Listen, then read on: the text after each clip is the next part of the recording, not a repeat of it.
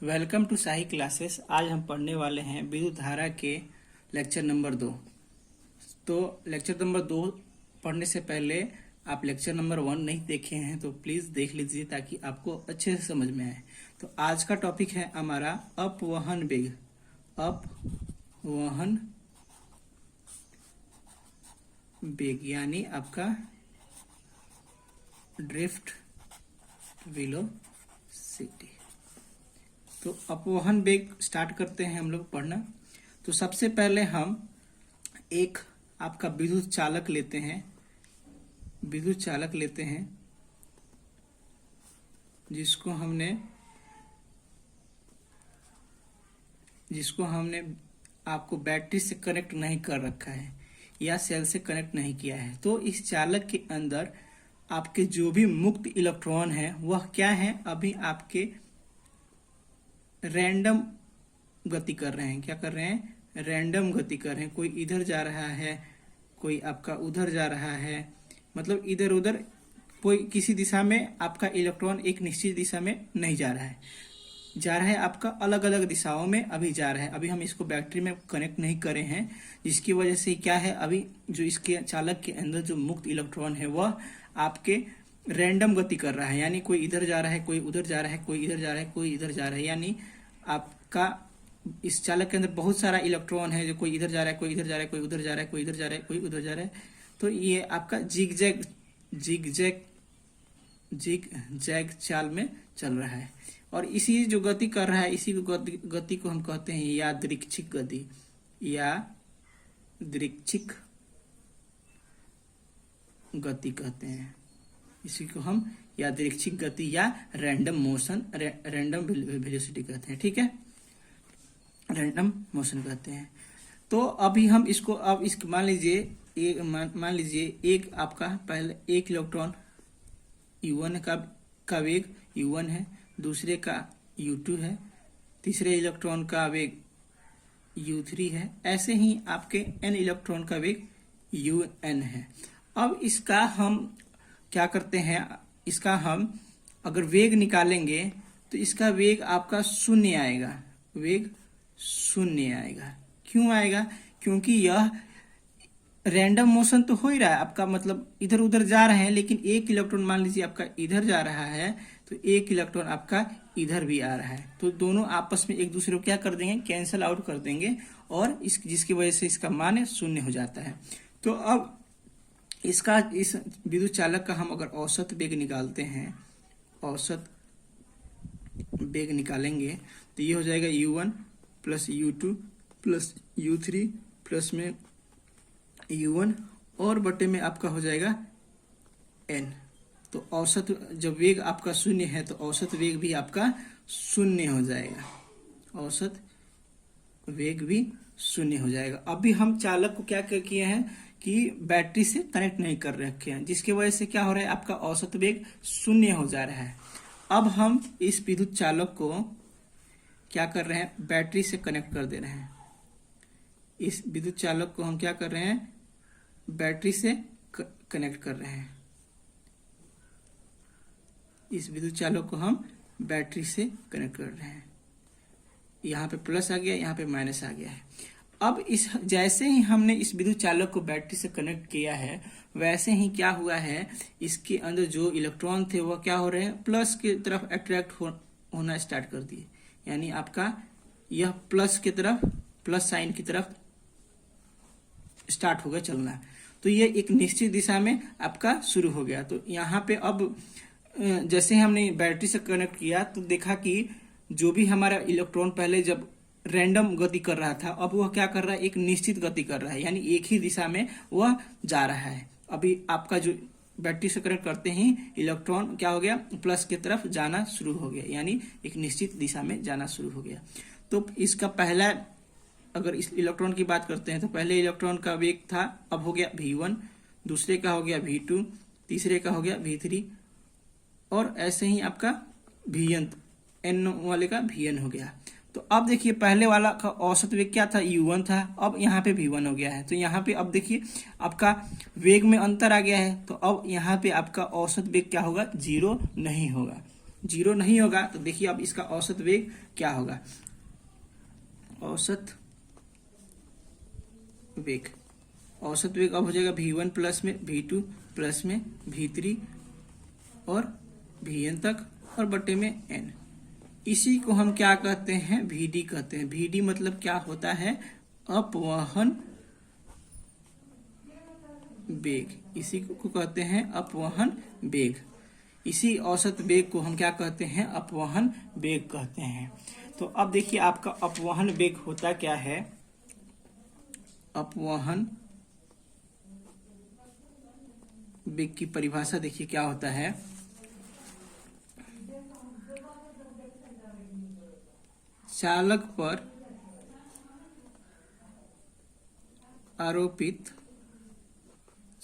आरोपित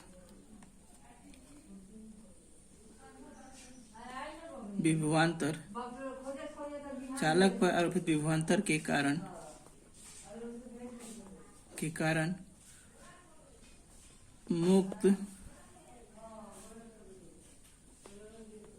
मुक्त इलेक्ट्रॉनों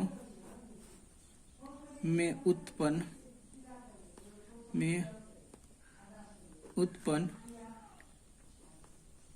होने वाले औसत वेग को ही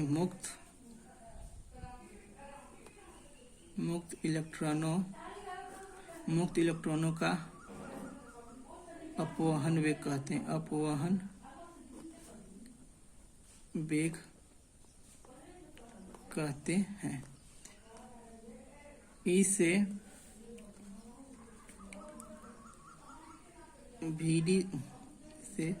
vd से सूचित किया जाता है। तो अब देखिए क्या आपका अपवहन वेग होता है, चालक पर आरोपित विभवांतर के कारण, यानी हम बैटरी जैसे ही लगाए हैं तो उसके बाद के कारण इलेक्ट्रॉनों पर उत्पन्न होने वाले औसत वेग, जो आपका औसत वेग उत्पन्न हुआ है, इसी औसत वेग को हम क्या कहते हैं, अपवहन वेग कहते हैं। और इसे आपका vd से सूचित किया जाता है। vd से सूचित किया जाता है। अब देखते हैं अपवहन वेग के व्यंजक। अगला है हमारा अपवहन वेग के व्यंजक। अपवहन वेग के व्यंजक। तो सबसे पहले हम अपना एक चालक बनाते हैं, विद्युत चालक।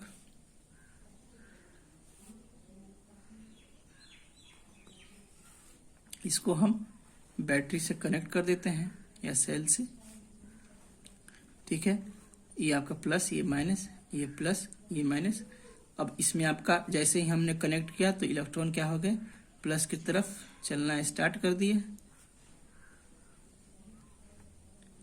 क्या हो गए, इलेक्ट्रॉन जो थे आपके प्लस की तरफ चलना स्टार्ट कर दिए। आपका विद्युत क्षेत्र जो है इस दिशा में लग रहा है, ठीक है। विद्युत क्षेत्र आपका इस दिशा में लग रहा है। अब देखिए माना कि U1, U2, U3, UN प्रारंभिक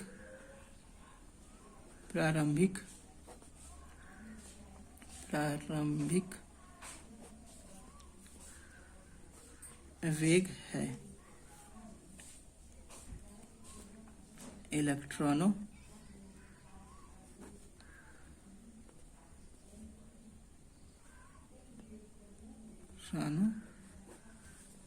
का और V1, V2, V3 से लेकर V1 अंतिम वेग है इलेक्ट्रॉनों का, जब बैटरी से जुड़ने पर,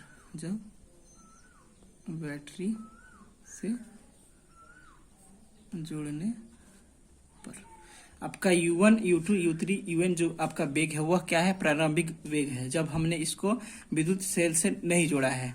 और जैसे ही हमने इसे विद्युत सेल से जोड़ दिया है तो इसका औसत वेग हो गया है v1 v2 v3 से लेकर vn तक, जब इसको हमने बैटरी से जोड़ दिया है। तो आपका प्रारंभिक औसत वेग जो है, औसत वेग जो है वह हो गया है u1 plus u2 plus u3 से लेकर प्लस में un तक बटे में n। प्रारंभिक औसत वेग जो है आपका यह हो गया है।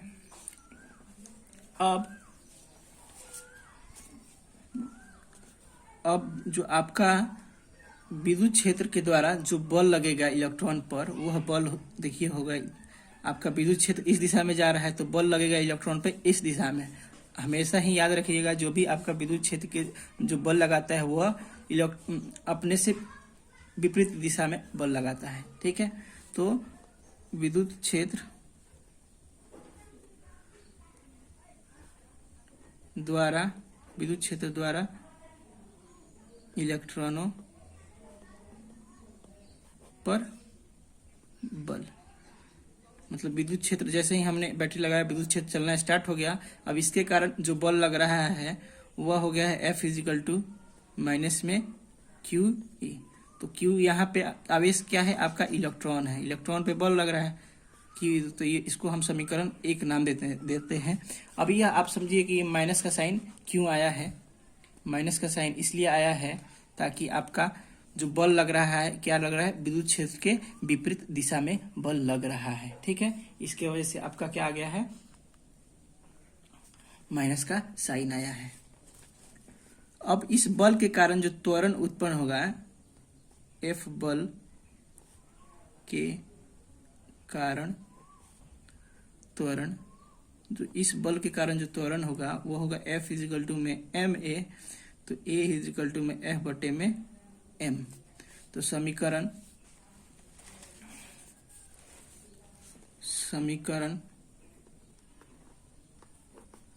1 से A = हो जाएगा -E बटे में छोटा ई बड़ा ई बटे में m, इसको समीकरण नंबर 2, ठीक है।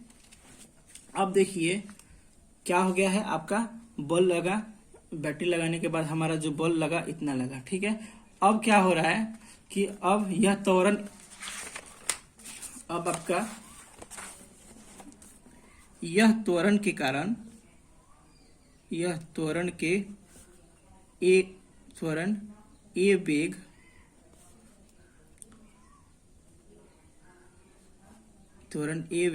u1 u2 u3 से लेकर un से, मतलब आपका जब इस त्वरण की वजह से क्या हो रहा है, पहले आपका जो वेग था u1 u2 u3 u1 था, अब वो क्या हो गया है से आपका v1 v2 और v3 से लेकर vn में चेंज हो जा रहा है, vn में कर देता है। तो इस त्वरण की वजह से क्या हो जाता है, आपका जो वेग है पहले u1 था, अब क्या हो जा रहा है, v1 हो जा रहा है, u2 था अब v2 हो गया है। तो इसमें कुछ ना कुछ, अगर u1 से आपका v1 होने में भी कुछ आपका समय लगा होगा, इस u1 से v1 में भी लगा होगा, तो उसी समय वह समय जो होगा आपका इसमें क्रमशः समय t1 t2 t3 से लेकर tn तक। अब औसत वेग जो होगा आपका, अब औसत वेग जो होगा क्या होगा, Vd = v1 प्लस में v2 प्लस में v3 प्लस में आपका vn बटे में n।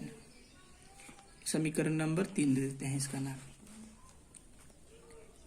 अब हम गति का प्रथम नियम लगाते हैं, गति का प्रथम नियम, तो वो होता है v = में u प्लस में a t। तो अब आपका पहला औसत वेग, इसके लिए हम औसत वेग v1 के लिए देखते हैं तो क्या होगा, u1 प्लस में a t1। v2 के लिए देखते हैं तो क्या होगा, u2 प्लस में a t2। v3 के लिए देखेंगे तो u3 प्लस में a t3 होगा आपका। ऐसे ही आपके vn के लिए हम देखते हैं तो v आपका un प्लस में a tn होगा। अब इन सब का मान हम समीकरण 3 में डालते हैं। समीकरण 3 से bd जो होगा वह क्या हो जाएगा, u1 plus a t1 plus में u2 प्लस में a t2 प्लस में u3 प्लस में a t3 प्लस में आपका सोवन un प्लस में a tn और बटे में क्या हो जाएगा, n हो जाएगा। अब हम क्या करते हैं, u1 वाले को एक तरफ कर लेते हैं और at1 at2 को एक तरफ कर लेते हैं। तो u1 प्लस में u2 प्लस में un और प्लस में आपका un हो गया और इधर हो गया आपका at1 प्लस में at2 प्लस में at3 से आपका चला गया प्लस में atn बटे में n। अब जो है हम इसको और सिंप्लीफाई कर देते हैं, u1 u2 प्लस में u3 प्लस में un बटे में n और आपका हो जाएगा at1 प्लस में at2 प्लस में at3 प्लस में आपका atn बटे में n। अब हम जानते हैं कि आपका जो u1 u2 u3 बटे में n जो होता है उसका क्या है, आपका औसत वेग क्या होता है, 0 होता है। और ये आपका 0 होता है उसका। अब ये हो जाएगा at1 प्लस में at2 प्लस में at3 प्लस में आपका atn बटे में n। अब हम क्या करते हैं, a को आपको कॉमन ले लेते हैं। तो a को कॉमन ले लेंगे तो क्या हो जाएगा, ये t1 t2 ये t3 से आपका सोवन t1 तक हो जाएगा बटे में n। अब इसको a टाउ बटे में n लिख देंगे। टाउ का जो मान होता है वो क्या हो जाएगा आपका t1 प्लस में t2 t3 से लेकर tn तक, यानी ये इनका जब टोटल हम करेंगे तो वह क्या हो जाता है, आपका टाउ हो जाता है, टाउ हो जाता है, क्या हो जाता है, टाउ हो जाता है। अब हम इस समीकरण को क्या करते हैं, हम इस vd में a का मान क्या है आपका, इस a के मान को हम क्या करते हैं, समीकरण a में हमने a का मान निकाल रखा है तो अब डाल देते हैं। तो हमने निकाला है vd इजिकल टू आपका होता है माइनस e बड़ा ई टाउ बटे में m। हम पीछे पढ़ चुके हैं कि a जो होता है क्या होता है, माइनस ई बटे में m होता है। तो आपका vd निकल के आया है ये इतना, यानी अपवहन वेग निकला है आपका इतना। अब इस vd को हम क्या कहते हैं, अपवहन वेग कहते हैं। E को क्या कहते हैं, इलेक्ट्रॉन कहते हैं। E को हम कहते हैं विद्युत क्षेत्र कहते हैं। M को क्या कहते हैं, द्रव्यमान इलेक्ट्रॉन का। और टाउ जो होता है आपका क्या होता है, विश्रांति काल, क्या होता है, विश्रांति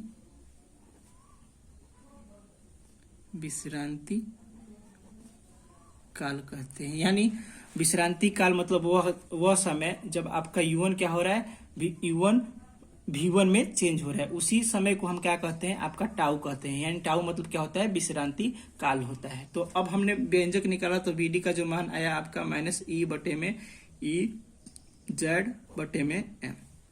ये आपका अपवहन वेग निकल गया है। ठीक है, अगर आपको वीडियो अच्छा लगा है तो प्लीज लाइक कीजिए, सब्सक्राइब कीजिए और हमारे चैनल को सपोर्ट कीजिए और शेयर कीजिए। Thank you.